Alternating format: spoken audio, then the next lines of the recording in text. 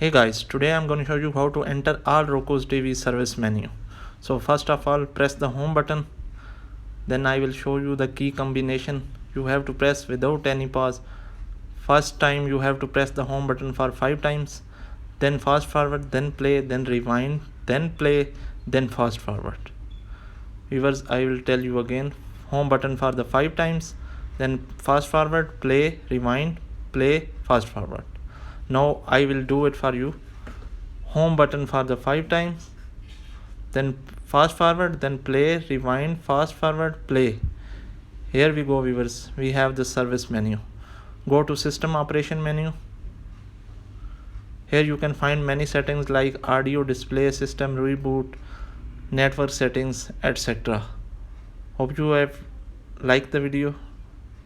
Thanks for watching, viewers.